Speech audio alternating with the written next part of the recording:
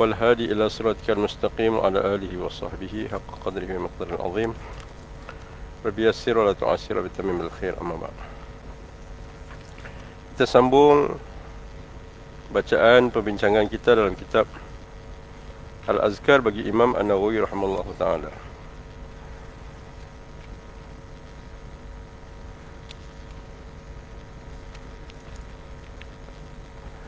Sampai kepada bab yang seterusnya, babu ma yaqul ala wudu'ihi.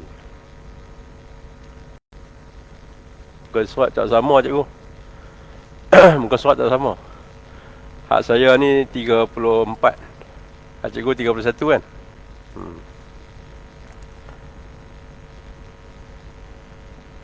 Qala Syekhul Musannif rahimahullahu ta'ala wa nafa'na bi ulumi fid dharain amin. Babu ma yaqul ala wudu'ihi, bab pada menyatakan barang ataupun sesuatu yang kita baca semasa kita mengambil air sembahyang, wuduk. Perkataan wuduk tu, cikgu kalau kita buh baris dhammah, waw tu baris dhammah, dia jadi wuduk lah, ambil sembahyang.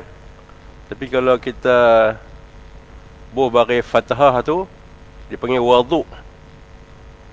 Waduk. Waduk tu bermaksud cebok yang kita guna nak ambil sembahyang tu. Koleh. Cebok tu pun koleh tu. Tapi ni tak tahu lah koleh. Cebok pun tak tahu lah. Kayung ke apa ke. Ataupun ayak yang kita gunakan untuk ambil sembahyang tu. Bekas yang kita gunakan untuk ambil sembahyang tu. Perbuatan tu dipanggil wuduk. Peralatan tu dipanggil waduk. Bahasa Arab dikali tu. Yustahabu an yaqula fi awalihi bismillahirrahmanirrahim. Digalakkan bahawa orang yang nak mengambil wuduk tu an yaqula, bahawa dia mengatakan, dia menyebut fi awalihi, pada awalnya, bismillahirrahmanirrahim. Wa in qala bismillah kafa. Sekiranya dia baca bismillah saja, tak baca bismillahirrahmanirrahim, kafa makna mencukupi, memadai. Qala ashabuna, kata ulama-ulama dalam mazhab Imam Asy-Syafi'i, fa in taraka tasmiyata fi awalil wudu' ata biha fi athnaihi. Sekiranya seseorang tu tinggal tasmiyah, ataupun basmalah juga disebut, maka jika seseorang tu tinggal fi awalil wudu', pada permulaan wudu', masa mula-mula sepatutnya dia nak baca tu masa mula lah kan. Tapi kalau dia terlupa, tinggal, ata biha fi asna'ihi, mendatangi dengannya, maksudnya dia baca dengannya tu, maksudnya dengan bismillah tu, fi asna'ihi, pada pertengahannya, pertengahan wuduk tu. Fa in taraka hatta farigha faqad fata mahalluha fala ya'ti biha wudu'ihi sahih, wudu'ahu sahih. Maka apabila selesai dah, habis dah basuhan anggota wuduk tu, baru teringat, faqad fata mahalluha, maka telah luput tempat yang sepatutnya dia baca tu, sama ada di awal ataupun di pertengahan kalau sekiranya dia lupa. Bila dah habis dah basuhan tu, fala ya'ti biha, maka tak perlu dia datanginya, maknanya tak perlu bacalah. Dan wuduk tu dianggap sahih, sebab dia kedudukan bacaan bismillah ataupun bismillahirrahmanirrahim tu hanya mustahabun, sesuatu yang digalakkan, diberi pahala sunat. Sawa'un tarakaha amdan aw sahwan, sama ada meninggalkan dia tadi tu, meninggalkan bacaan bismillah tu secara amdan, secara sengaja, ataupun amdan ni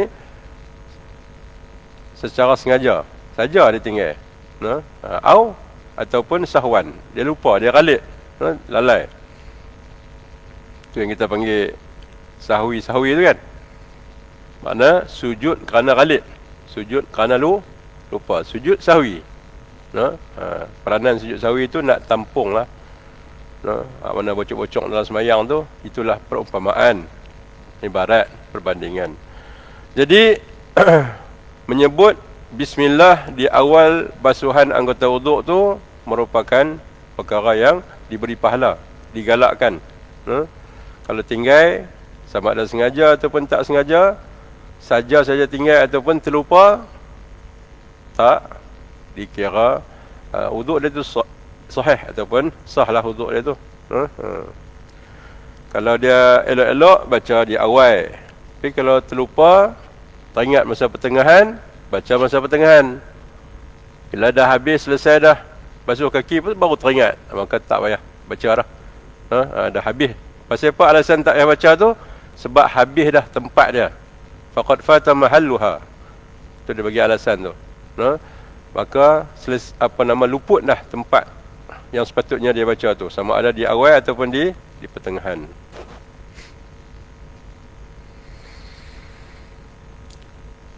Ini hadza mazhabuna wa mazhab jamaahirul ulama. Ini mazhab kita. Mazhab Imam mazhab bagi Imam An-Nawawi rahimahullah taala, iaitu mazhab Imam Asy-Syafi'i. Dan juga mazhab jumhur ataupun majoriti, kebanyakan di kalangan ulama-ulama. Dan telah datang wajah fi tasmiyat hadisun sahih dhaif. Wajah fi tasmiyah ahadis dhaif. Telah datang pada membicarakan ataupun menguatkan meletakkan asas dalam bacaan bismillah tu, sebab hukum-hukum yang ditentukan oleh ulama ni adalah merujuk kepada punca kuasa sumber Quran, hadis dan sebagainya. Nak meletak satu-satu hukum tu diistimbat daripada ayat Quran, daripada hadis. Maksud istimbat tu dia ambil faedah, dia ambil pengajaran, dia ambil manfaat, dia ambil rumusan, kesimpulan daripada sumber kita, iaitu Quran, sunnah dan sumber-sumber yang disepakati oleh ulama. Jadi dalam hal berkaitan dengan bacaan bismillah ni, terdapat banyak hadis dhaif yang membincangkan ataupun yang menyebutkan tentang tu. Tapi seperti mana yang selalu saya sebut, dia bukan semudah tu untuk kita kata amalan tu, perbuatan tu yang yang kita amalkan dalam syariat ni, kalau sebut hadis dhaif, tak semudah tu kita tolak. Dia bukan simplistik macam tu, bukan. Saya pun semalam kedua duk mengaji dengan dengan Maulana Husin, duk menyemak, duk semak tentang perbincangan tentang benar ni lah, tentang perbahasan hadis.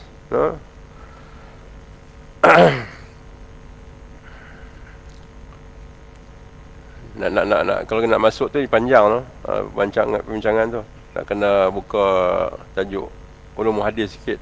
Saya tak bahajat lah. Sabata an Ahmad ibn Hanbal radhiyallahu anhu annahu qala rahimallahu ta'ala annahu qala la a'lama fi tasmiyah fil wudu' hadisan sabitan. Menurut Imam Ahmad ibn Hanbal, dia sebut, dia kata, aku tidak mengetahui pada bacaan bismillah ni hadis-hadis yang sabit. Jadi ini kita baca nak mengambil maklum. Tapi kalau perbahasan berkaitan dengan perbezaan pandangan di kalangan ulama-ulama mu'tabar tu, dia ada perincian dia. Dia ada perincian dia.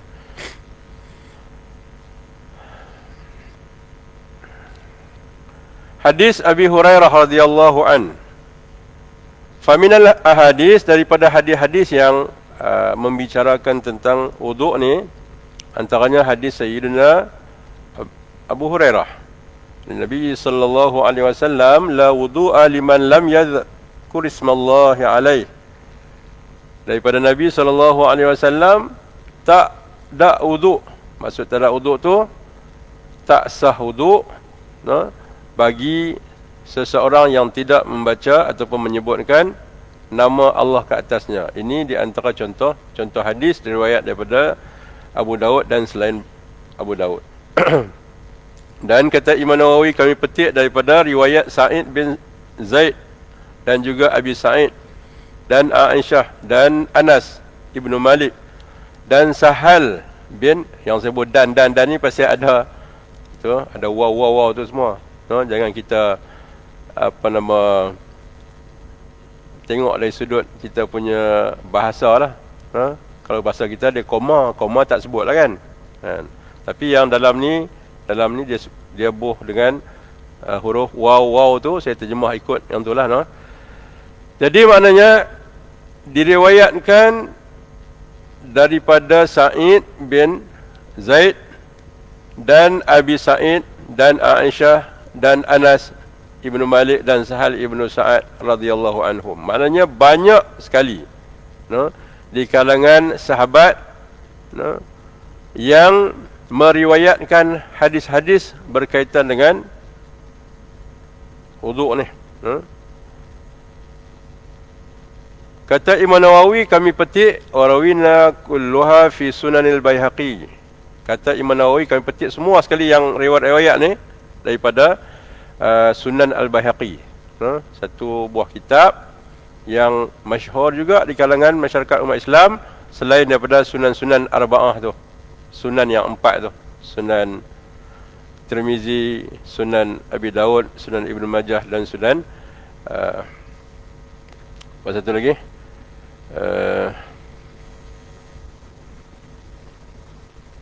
Sunan apa? Sunan Nasa'i. Dan kesemua riwayat ni dibincang ataupun dikatakan dhaif oleh Imam Al-Baihaqi dan selain daripada Imam Al-Baihaqi. So saya kata susah juga, tapi bila kita baca tu dia kena sentuh juga, tapi kalau nak sentuh tu jadi luas, jadi panjang. Cuma ambil satu pemahaman yang kita sebut tadi, bahawa yang pertama, sesuatu amalan yang kita amalkan tu tidaklah semestinya, no, bersandar kepada hadis sahih dan hasan semata-mata. Hadis sahih pun makbul, boleh diterima pakai, no? Kecuali dalam hal-hal berkaitan dengan akidah, no?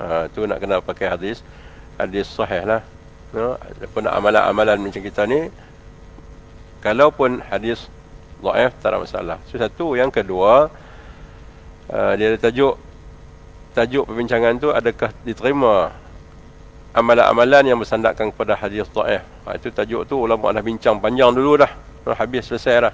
Jadi maknanya boleh terima rumusan dia. Kemudian penerimaan, no, amalan-amalan yang bersandarkan kepada sumber ni tidak semestinya mengikut kepada taraf hadis tu.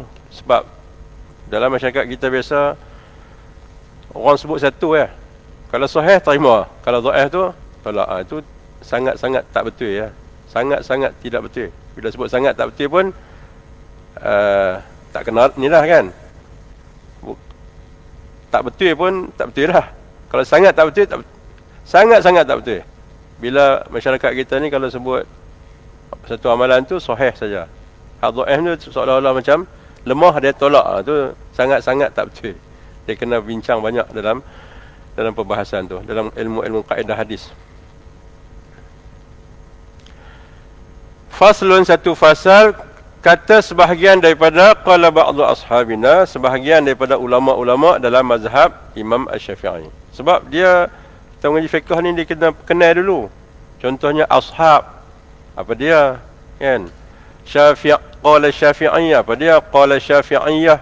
Tu jadi istilah-istilah tu nak kena tahu dulu, baru kita boleh masuk perbincangan tu, no? Tu yang saya ringkas-ringkas tu. Kata sebahagian ulama-ulama dalam mazhab Imam Asy-Syafi'i, no? Antaranya Syekh Abu Fattah Nasrul Al-Maqdisi Az-Zahid, no? Dia kata digalakkan, yustahabul mutawaddi', digalakkan bagi orang yang berwuduk tu, bahawa dia berkata fi ibtida'i, no, ay yaqula fi ibtida'i, dia sebut pada permulaan ambil wuduk tu selepas daripada bismillah, ba'da tasmiyah, no? Dia sebut apa? Dan mula-mula kita nak basuh tangan tu kan, kita baca sebelum tu, sebelum kita Selepas kita baca ba'da tasmiyah, selepas kita baca bismillah tu, asyhadu an la ilaha illallah wahdahu la syarikalah wa asyhadu anna Muhammadan abduhu wa rasuluh. Kita baca bismillahirrahmanirrahim, lepas tu kita baca yang tu.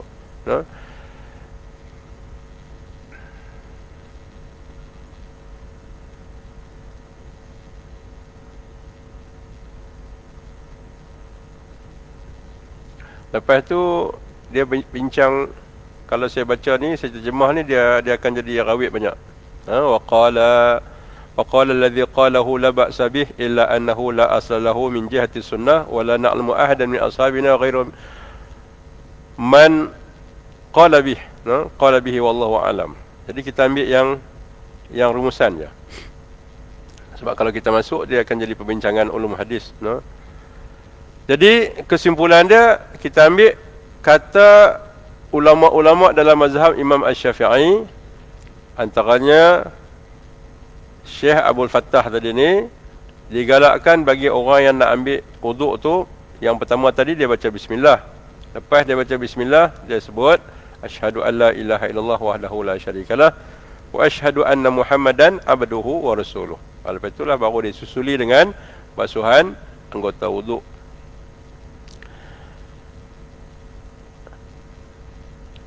Faslun, satu fasal yang lain pula, wa yaqul ba'dal firagh min al-wudu', dia berkata selepas selesai ambil wuduk, asyhadu an la ilaha illallah wahdahu la syarikalah wa asyhadu anna Muhammadan abduhu wa rasuluh. Allahumma ja'alni minat tawwabin wa ja'alni minal mutatahhirin. Subhanakallahumma wa bihamdik asyhadu an la ilaha illa anta astaghfiruka wa atubu ilaik. Yang ni biasanya kita tempat-tempat wuduk dia tulislah. Memudahkan bagi kita yang tak lancap. Jadi selesai itu kita baca apa? Asyhadu an la ilaha illallah wahdahu la syarikalah wa asyhadu anna Muhammadan abduhu wa rasuluh. Kalau kita tengok, kita perincikan setiap daripada rutin amalan kita, bermula daripada bangkit tidur tu, kita celak-celak mata, ada bacaan-bacaan tertentu, sampailah kepada semua kelakuan dan perbuatan ibadat kita yang khusus, macam sembahyang apa semua ni. Maknanya diiringi dengan bacaan-bacaan, diiringi dengan zikir. Bagaimana kalau kita tengok pengajaran Islam ni, dia tak sunyi daripada zikir, tak sunyi daripada hubungan kita dengan Allah Subhanahu Wa Taala. Ada aja iringan bacaan. Setiap kali kita melakukan apa saja bentuk perbuatan, yang walaupun kadang-kadang kita rasa remeh, celik mata, bangkit tidur, kan, nak saruk kasut, seralum baju, kan, semua tu diiringi dengan bacaan doa, yang mana terselit ataupun terselindung, tersirat daripada bacaan zikir ataupun doa tu, bacaan tu ada yang melibatkan puji-pujian, asyana. Contohnya kita puji Allah SWT dalam bacaan tu. Ada yang melibatkan permohonan-permohonan tertentu, antaranya yang sebutkan tadi, Allahumma ja'alni minat tawwabin, ya Allah, jadikanlah aku, golongkanlah aku di kalangan orang yang kasratut taubah. At-tawwabin maknanya orang yang banyak, orang yang suka, orang yang cenderung kepada taubat. Mana taubat? Rujuk kembali kepada Allah. Kadang-kadang dia tersilap langkah dalam satu-satu masa, dalam satu-satu kejadian dia silap mengambil keputusan, maka dia rujuk.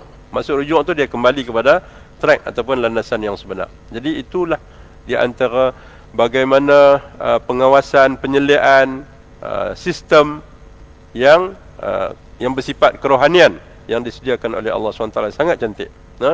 Wa ja'alni minal mutatahhirin, dan jadikanlah aku di kalangan orang yang bersih.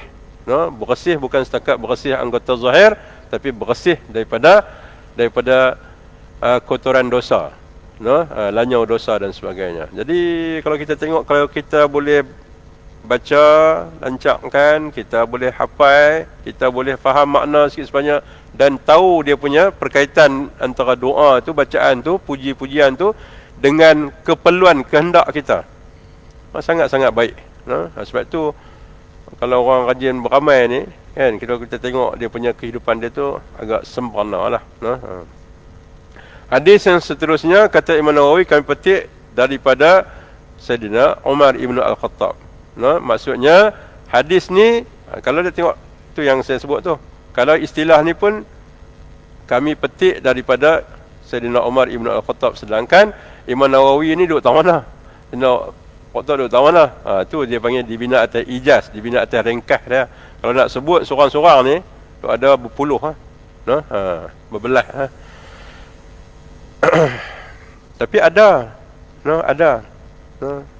dia punya silsilah tu, dia punya rantaian sanad tu ada. Dalam Islam ni dia pelihara, dia jaga.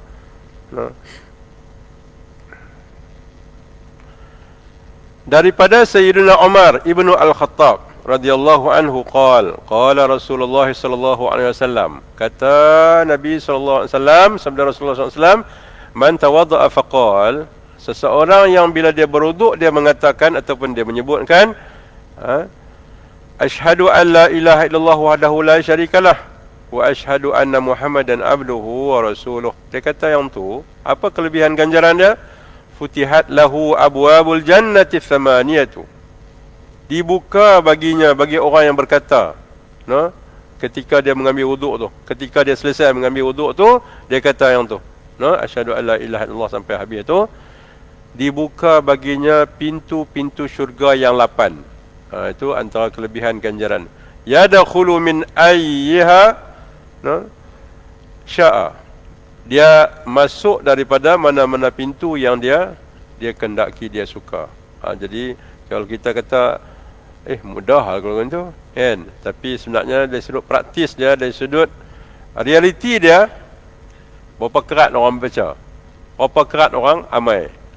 Jadi macam tu. Dan siapa orang yang ramai tu? Biasanya orang yang ramai tu, biasanya orang yang perbuatan-perbuatan ibadat yang lain tu dia pun jaga juga. Dia bukan tumpu yang tu ya. Sebab kadang-kadang kalau kita baca secara mudah macam tu, ada orang dia fikir lagu tu, dia terfikir lagu tu. Dia kata kalau macam tu mudah je nak masuk syurga. Sedangkan dalam hadis-hadis yang lain tu banyak diceritakan payah renyah jalan ke syurga tu, kan? Tapi mai tang ni nampak macam siapa baca yang tu dia dibuka bagi dia pintu syurga yang 8 dan boleh pula pilih, boleh kelas pula tang mana pintu yang dia nak masuk. Kalau orang tu fikir lurus macam tu, dia kata tumpu yang ni tadi, kan?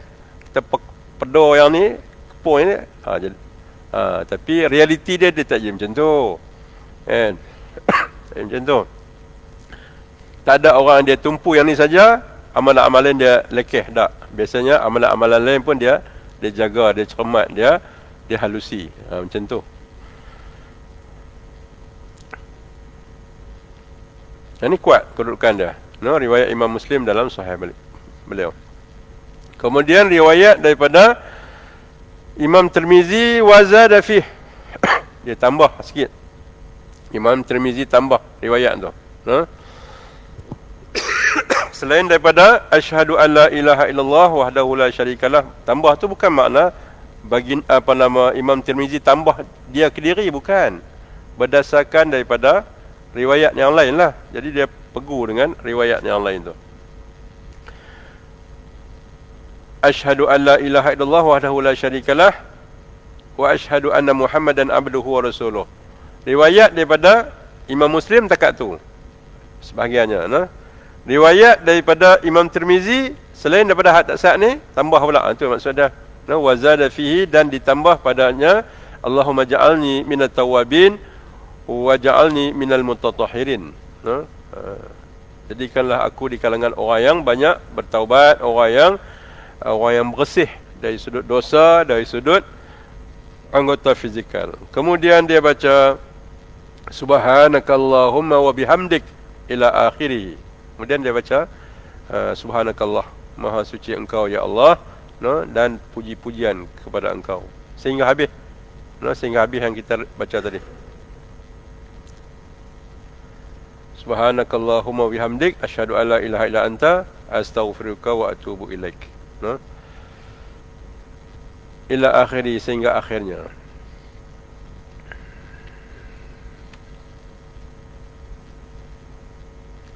Kemudian dia umar ringkas tu an-nasa'i fil yawm wa lailah. Dan selainnya dengan sanad yang dhaif. Di ujung siapa ada kitab tu dia sebut an-nasa'i, itu maksudnya Imam Nasa'i pun sebut. Terdapat dalam kitab Amalul Yawm wa Lailah. Hadis yang seterusnya daripada Imam Darul Qutni. Kata Imam Nawawi, kami petik daripada Sunan Darul Qutni. Ini salah satu lagi sunan yang terdapat dalam koleksi kitab-kitab Islam. Mari bincang pasal itulah. Pasal kritikan Imam Darul Qutni kepada Imam As-Sahih Imam Bukhari. Lepas itu dijawab pula oleh Syekh Ibn Hajar Al-Asqalani. Jadi duduk bincang tu panjang tadi dengan Maulana Husin semalam ni. Contoh-contoh hadis-hadis yang menjadi perbahasan orang alim. Bila kita masuk bincangan macam tu, dia baru sedap, seronok kan, tapi dia kena asing pula. Dia mustaqilah, dia independen, dia satu ilmu lain. Cikgu kalau nak ni terangin boleh ha? Malam ni ada satu di pengajian di Sik.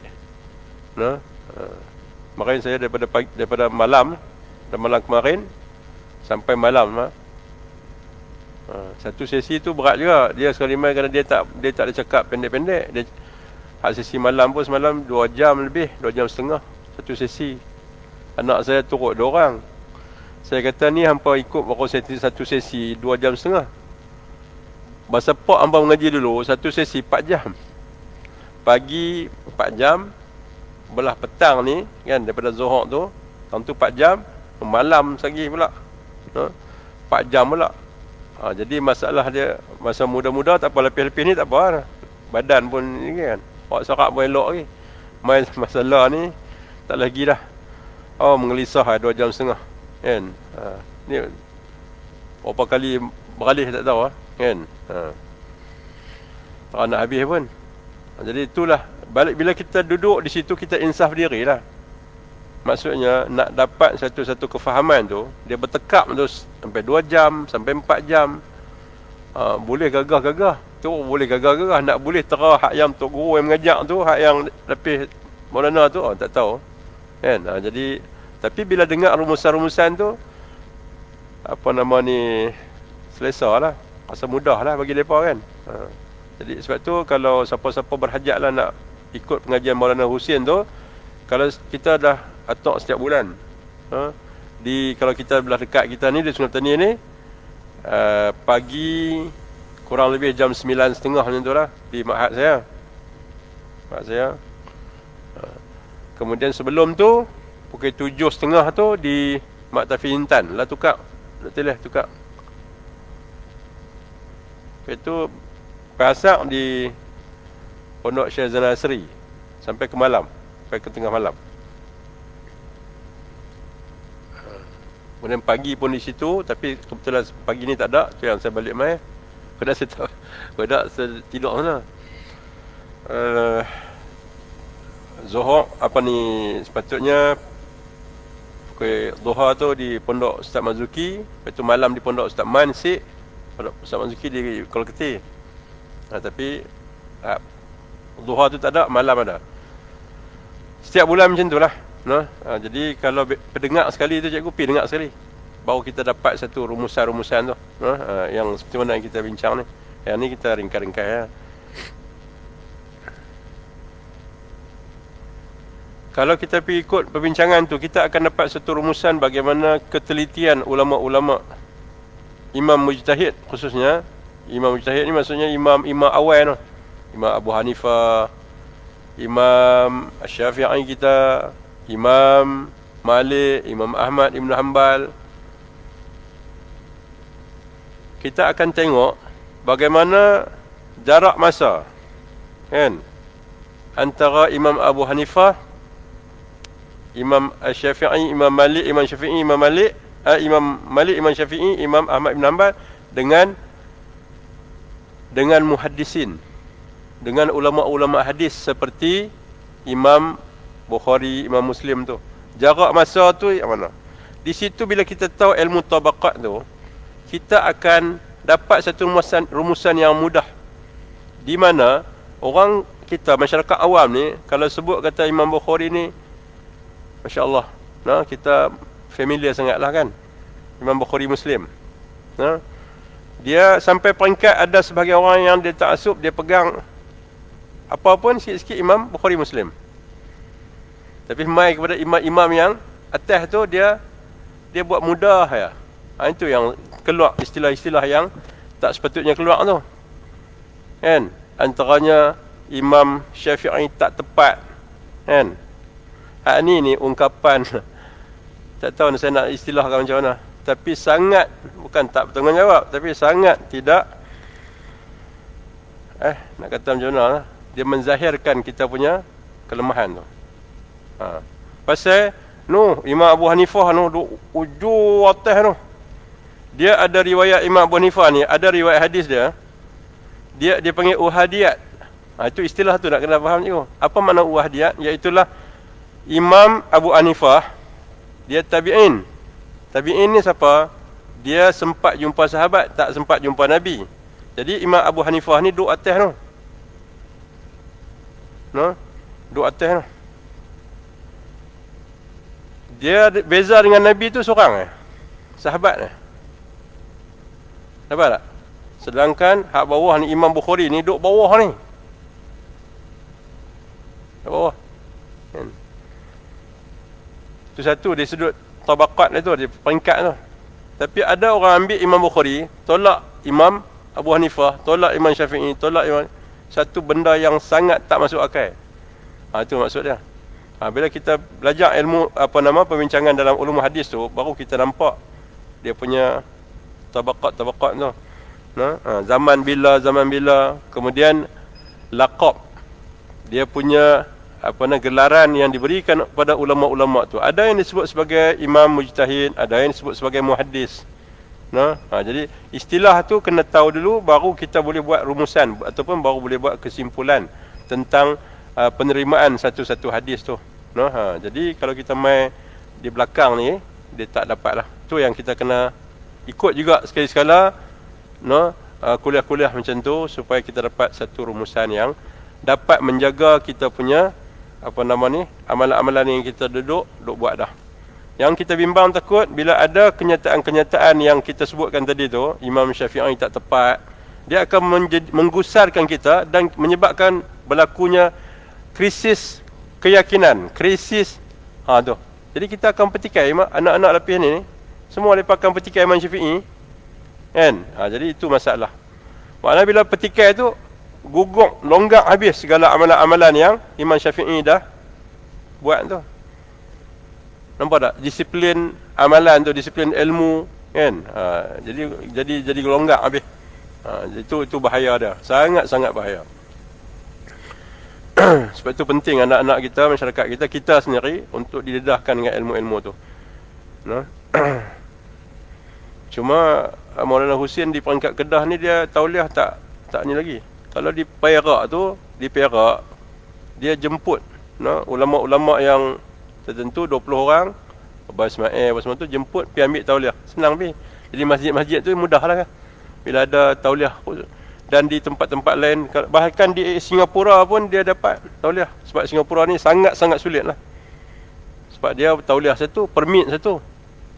Di Singapura tu, tauliah satu, tauliah mengajak satu, permit nak mengajak tu satu. Pasal dia kira macam kerja lah. Lagi susah. Tapi Maulana Husin tu dapat permit tu kan. Kalau dapat di Kedah ni, mana permit tauliah negeri tu mudahlah. Masjid-masjid nak minta mengajak kan. Jadi saya nak umai pun taklah ralat sangat. Dia nak umai pun takut ni kan. Tapi itulah tapi sayang juga orang-orang alim yang macam tu tak ada ruang tempat yang umum macam ni. Dia rugilah masyarakat kita. Sedangkan nak dapat orang alim ni susah sangat-sangat. Susah sangat-sangat dalam bidang-bidang yang macam tu. Itu kekangan kita lah. Tapi kita berdoa lah moga dipermudahkan urusan-urusan Islam kita ni.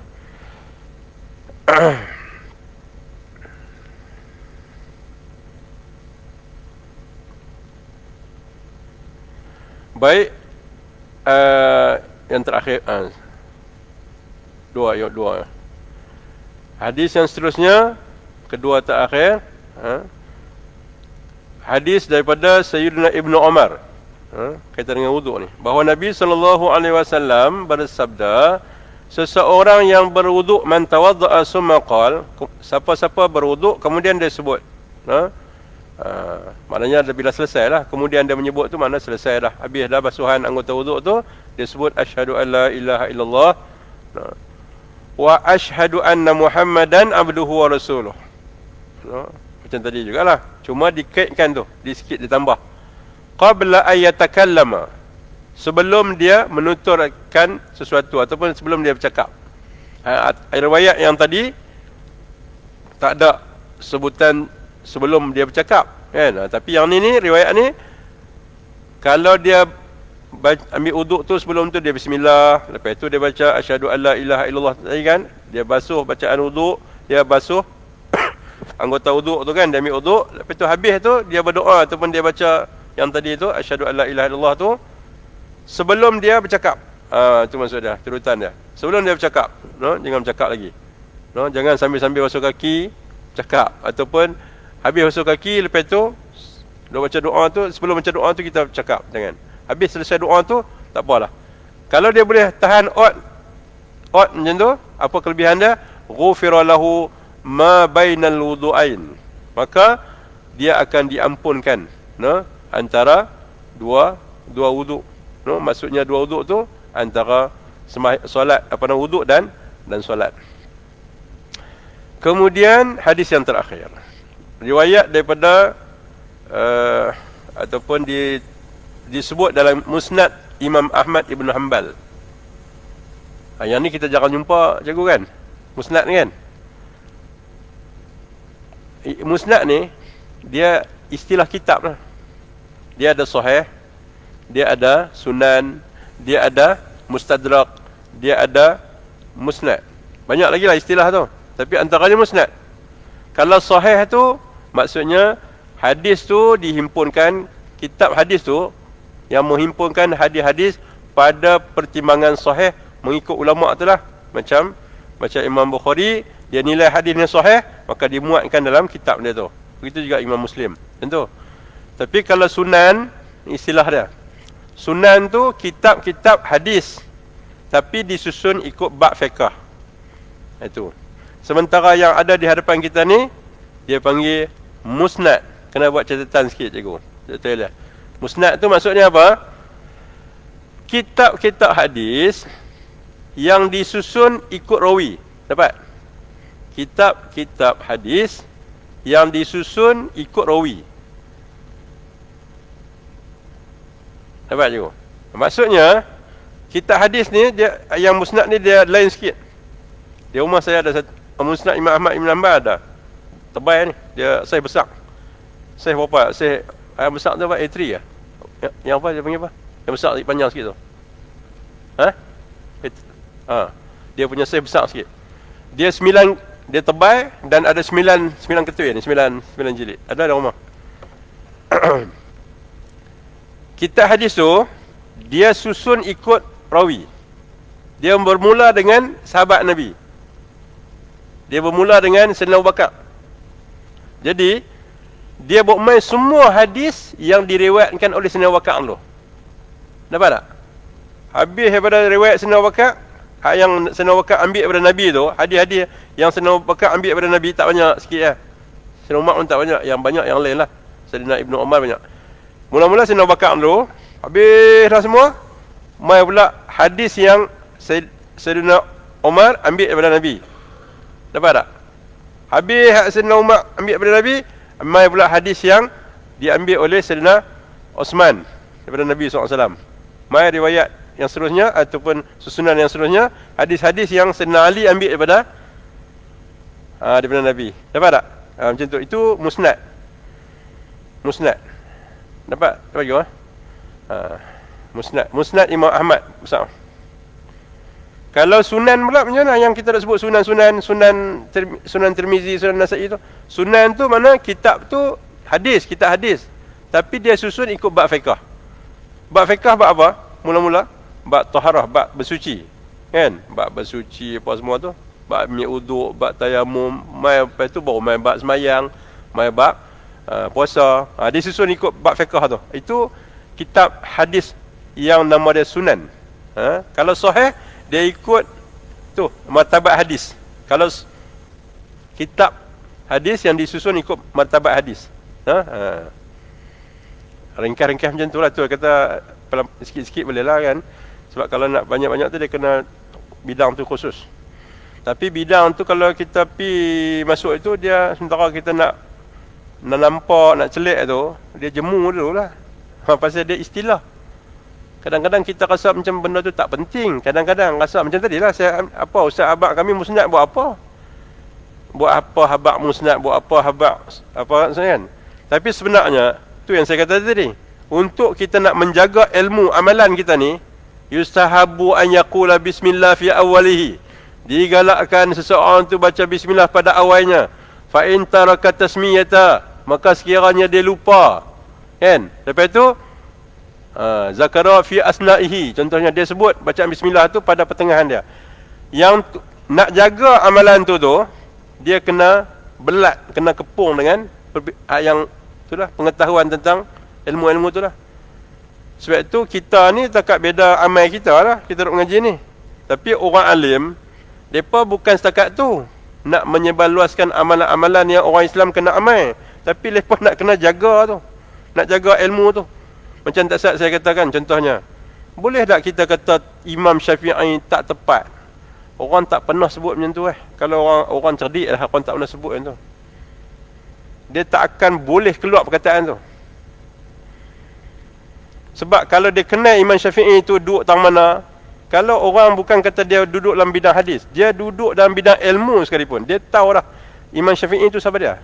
Dia tak boleh sama sekali sebut tak tepat. Dan satu lagi, kalau orang buat tesis, orang pun mengaji juga orang bukan dia seorang. Pelombok orang ada ni, beratus ribu orang ada PhD. Tapi orang tak buat tesis, orang tak buat macam tu. Kita buat perbandingan hukum, buat main perkataan ulama ni kan. Lepas tu kita buat rumusan. Kita tak kata yang ni tak betul, yang ni tak betul, yang ni tak betul, yang ni tak betul. Orang tak buat macam tu. Tak ada siapa buat macam tu Ada orang buat macam tu. Orang buat tesis buat macam tu Tak mana jadi sebab dia doktor kan. Jadi mana boleh orang tak pernah buat yang tu. Kajian ilmiah orang tak buat yang tu kan. Orang cuma bentang kemudian buat rumusan. Iaitu tu. Bila keluar perkataan tu, sedangkan dia ada pos, dia ada pejawatan, dia ada authority, menyebabkan sebahagian daripada orang yang kadang-kadang suam-suam ni, maksudnya orang yang kadang-kadang tak terdedah pada ilmu, yang ambil jalan mudah, akan tersaruk, akan terlibat. Itu maksud dia. Tu yang saya tak mau masuk tu, dia jadi nada tu dia tinggi.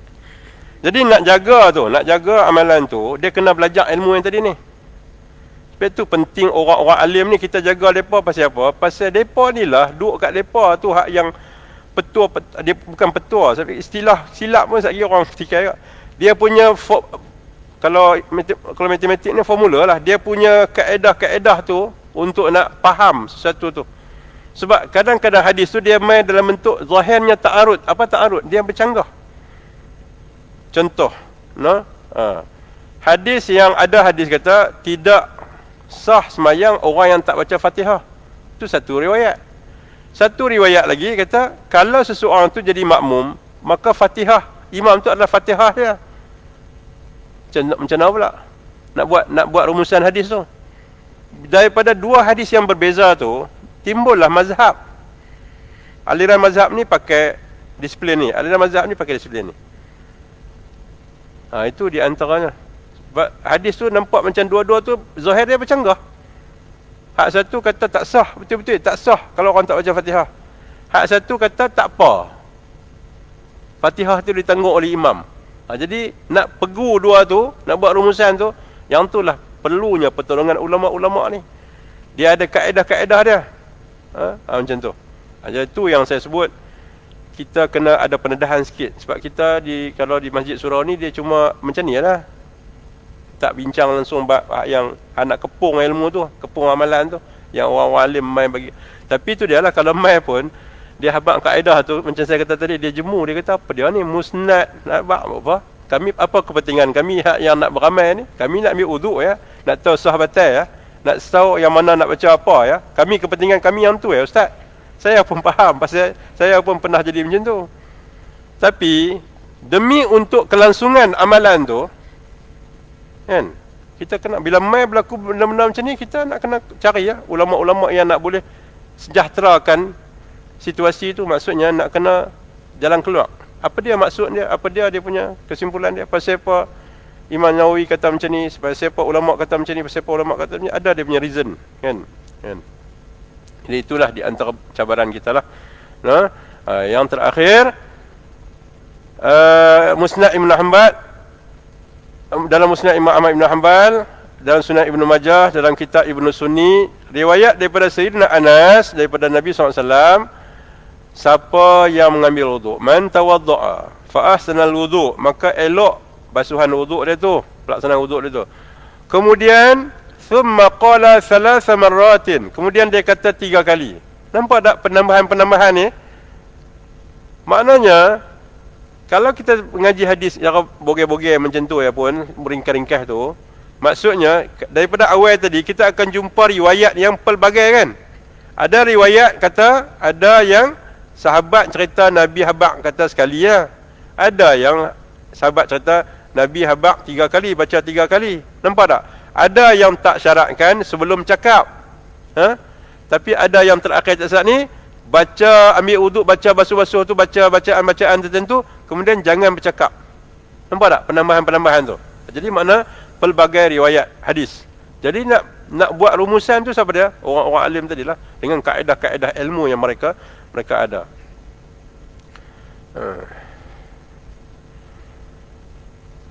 Jadi dia ambil wuduk, dia perelokkan basuhan wuduk dia, kemudian dia baca 3 kali. Nampak penambahan dia 3 kali. Tadi tak sebut pun 3 kali. Yang ni riwayat ni ada. Dia baca apa? Asyhadu an la ilaha illallah wahdahu la syarikalah wa asyhadu anna Muhammadan abduhu wa rasuluh. Dia baca 3 kali. Tadi riwayat tadi baca sekali ya. Riwayat ni baca 3 kali. Futihat lahu thamaniyatu abwabil jannat, maka dibuka baginya 8 pintu syurga tadi. Tadi pun sama kan? Dibuka. Tapi tadi sekali. Yang ni riwayat ni 3 kali. Min ayya sya'a dakhal. Dia kali dia punya tu. Daripada mana-mana dia suka, dia masuk. Maksudnya pintu-pintu mana yang dia suka, dia dijemput masuk, dipersilakan masuk.